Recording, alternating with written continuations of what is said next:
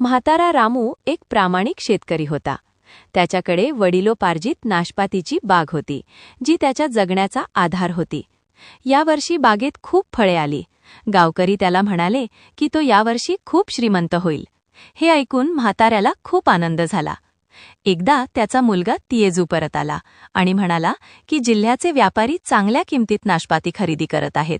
हे ऐकून म्हाताऱ्याच्या मनात लालच निर्माण झाले, पण त्याला माहीत होते की फळे अजून पिकलेली नाहीत.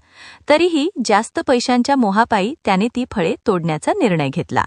बाप-लेकरांनी दिवसभर कष्ट करून सर्व फळे तोडली. ती आंबट आणि तुरट असली तरी त्याने ती विकायला पाठवली. पण कच्ची फळे टिकली नाहीत आणि वाटेतच सडली. जेव्हा व्यापारी घरी आला तेव्हा त्याने सडलेली फळे जमिनीवर फेकून दिली आणि म्हाताऱ्याला नुकसान भरपाई देण्यास सांगितले. म्हाताऱ्याला सर्व पैसे गमवावे लागले आणि बचतही गेली. शेवटी जमिनीवरच्या सडलेल्या फळांकडे पाहून त्याला पश्चात्ताप झाला. गावचे बुजुर्ग म्हणाले, लोभाला अंत नसतो. म्हाताऱ्याला कळले की हे सर्व त्याच्या स्वतःच्या लालचामुळे झाले आहे. लोभाचे परिणाम नेहमीच कडू असतात.